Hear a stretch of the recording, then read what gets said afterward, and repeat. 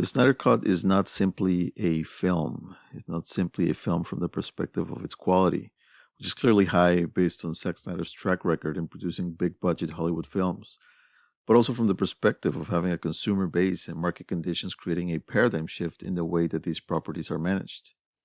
It is a rare time where business, art, technology, and consumer voices change and align to bring something new, a new approach, a new vision, a new hope.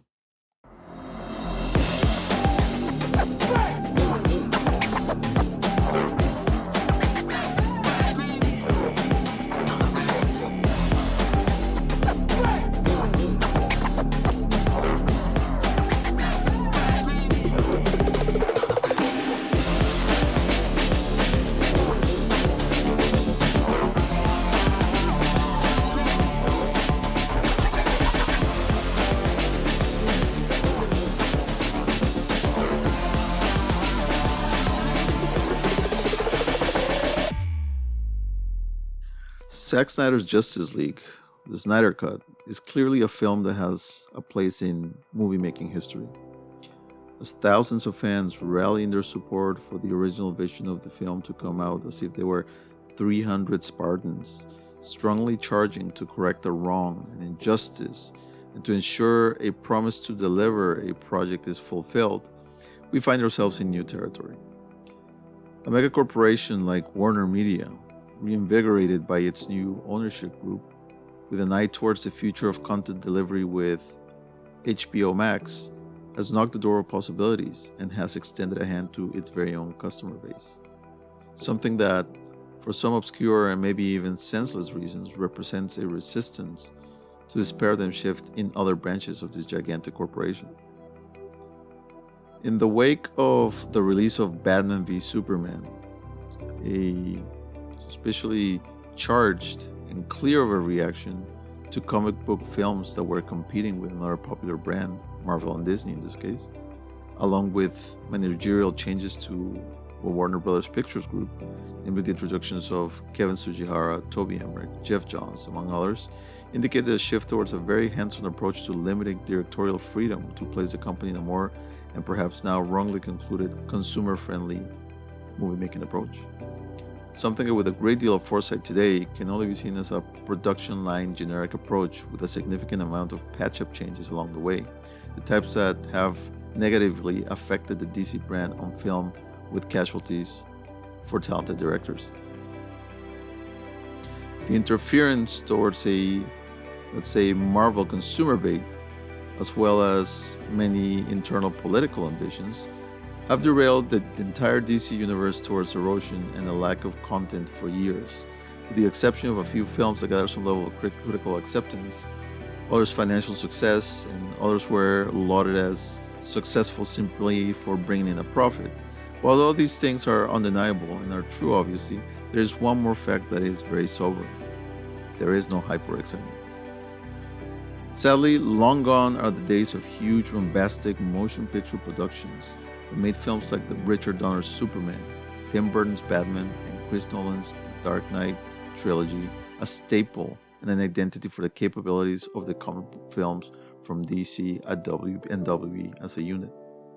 This is a legacy that has been pushed aside for an over-the-top commercial appeal, an identity crisis or so to speak. As the Frankenstein monster that was the 2017 theatrical corporate version, the DCU walked aware but lifeless, without direction and vision, and more importantly, frightening the fans. The theatrical version indicated a political stance within WB ranks, in which an injustice from many different angles was apparently acceptable. A peek at a cutthroat culture that appeared to be cruel and very much incremental in how employees are treated, which we would find out years later in Ray Fisher's grievances with Warner Media. For the fans, this approach was catastrophic, as the storyline that started in 2013 with Man of Steel had taken a left turn that appeared to be beyond repair. This being because in the history of filmmaking and the limited samples of comic book movie continuity, there is no such a thing as a retcon. You do not reset something that has been committed to already. With comic book movies, mirror comic books once again and introduce the concept of continuity adjustments, a retcon, so to speak. The anger of a failed project was one thing, but the drop promise of a Snyder-style DCU had been damaged beyond repair. There was no hope, there was despair. If there was no track record of a film having reversed poor choices, how could fans and followers feel anything could be done? The best comparison at this point would be Richard Donner's Superman 2, a cut which took over 20 years to release. Would the fans have the patience or the energy to pursue this avenue? Would Snyder inspire enough appreciation for his commitment to his work, friendly attitude, personal approach, endured unfair treatment and tragedy? In the power of consumerism and the changing media landscape, a glimmer of hope existed. AT&T purchased Time Warner, which is now Warner Media, in an attempt to join the streaming business that many catalog the fixture of content delivery for the future. At the same time, in parallel, in what could only be considered an infant fan base at that point, fans started to find that there was a common appreciation for Zack Snyder and his work, something that apparently was not possible if you had listened to the foul, loud, and toxic voices that did not want Batman v Superman or any type of DCU to become a player in a multi-million or even multi-billion dollar market. Maybe perhaps not so much a topic anymore that we're talking about streaming services. Box office numbers are not necessarily a true measure anymore and won't be in a COVID world or in even post-COVID world where streaming services are more and more the go-to strategy or the go-to system to consume theatrical films at home. A Superman storyline being the core piece that joins the DCU storyline together, the story of the Snyder Cut follows a similar path and even becomes a parallel to it, a falling project, a tragedy, and a rebirth that results in justice for all. In what can only be considered a natural progression of constant consumer demand, Warner Media's social media accounts turn from marketing outputs to display products for consumers into product request input forms. From letter campaigns to hashtag trends, something became obvious. This fan base was no longer an infant. It could not be ignored, and it would no longer go away. Like in every good story, there are villains. There are those who do not want the cut to be, and have attempted to make the path to this release difficult and without impact. Hiding behind quotes from unnamed sources in high-scale publications, hiding behind the Warner Media name, timing their releases to drown important and relevant information, gaslighting the public's interest being real, painting consumers as hopeful basement geeks who are to be ignored. The idea of a Snyder Cut even existed and was suppressed over and over again. There was something to perhaps hide. The core fans and consumers were seen as an obstacle rather than as an aid.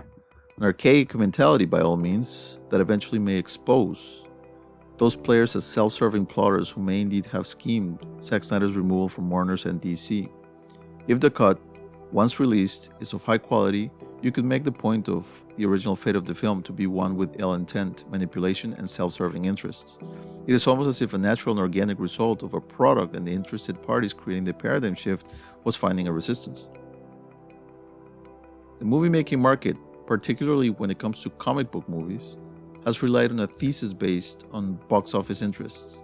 These movies are made for the general audience, and the actual core fans are a minority. This has allowed for many choices to be made in the interests of over-the-top commercialism and even a disingenuous use of the IP as vehicles for pretty much anything else.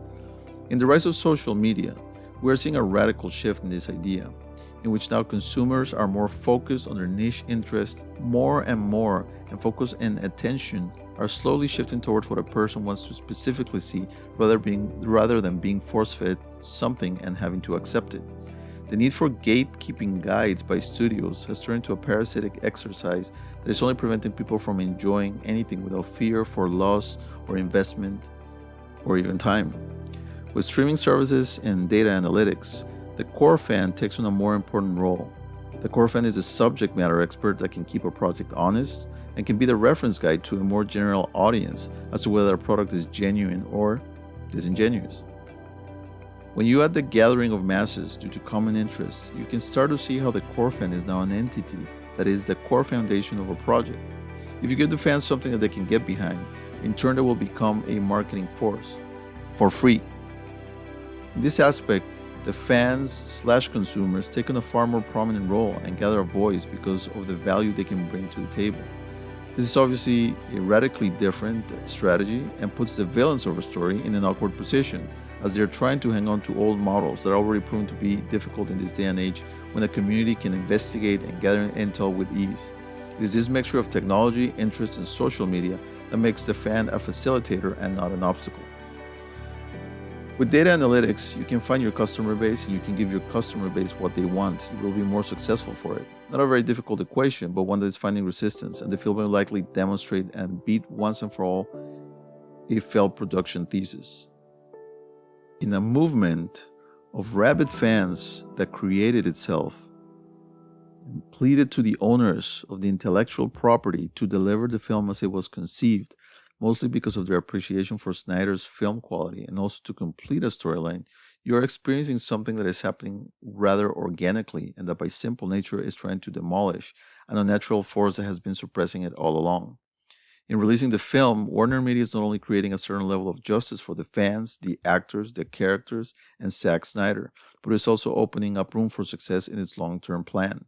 In a way, many factors have added to this finally happening, but all the contributing factors are meeting at the same location. Give people what they want. There is no sweeter justice than to make things right, and that is certainly happening here. The fans as subject matter experts are also demanding that these characters are taken down a road where they represent their long history of comics, particularly comics of the modern era with a more detailed and mature but still fantastical view on the world. These are people who spend hundreds of dollars on merchandise, so they are experienced and knowledgeable in the characters, their history, and what is acceptable and what isn't. DC, with Zack Snyder, has a person that is very engraved in the mindset of the fans by being a comic book fan himself, understanding all these aspects, interacting with his own followers, not to mention being a master of marketing and hype. The paradigm finds Zack, the person, at the core and gives DC a direction that is what the fans want.